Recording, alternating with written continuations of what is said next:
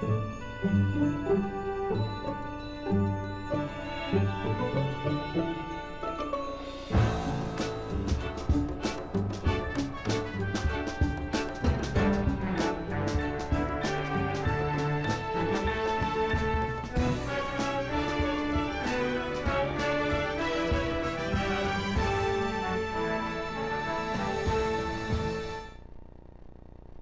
I'm Robert Osborne. Thanks for being here for some of today's 24-hour salute to Lee J. Cobb.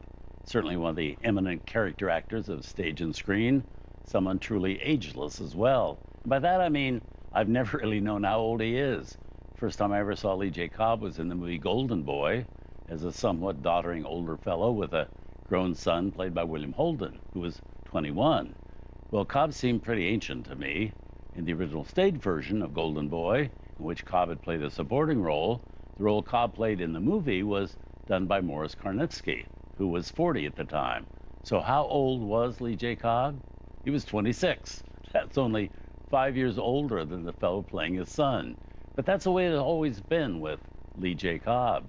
When he scored the greatest triumph of his career on Broadway as the old worn-out Willie Loman in Arthur Miller's Death of a Salesman, looking a weary 65 or 70, he was only 38. Anyway, in the hours ahead, we have Lee J. Cobb at various ages and in varied disguises. Our next film with him is one he made just before going off to Broadway to do Death of a Salesman. It's a movie released by 20th Century Fox in 1949, and its cast is headed by Lee J. Cobb, Richard Conte, Valentina Corteza, Jack Oakey, and Barbara Lawrence. Richard Conte plays a man who returns to his hometown in order to start a business as a fruit salesman, but soon crosses paths with Cobb, who's a corrupt produce merchant, not about using all sorts of nefarious tactics to control the produce market. It's a role Cobb did actually under protest. He was under contract to 20th Century Fox at the time, not at all happy with the type of roles he was being assigned. So he went to his bosses and asked to be released from his contract. Well, the studio said okay and set him free, but only he could go free if he did one more film for them.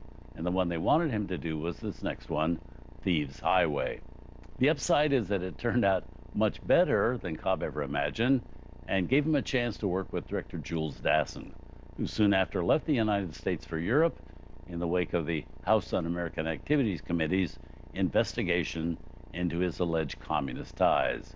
Well, Dassin never returned to the U.S. after that, directing all his future films in Europe, many of them considered great classics today, such as Night in the City, Rafifi, Never on Sunday, and Top Copy. Because of Cobb's success on Broadway and his consistently fine work in films, from then on he divided his time between working on stage and in movies. So here from 1949, Thieves Highway.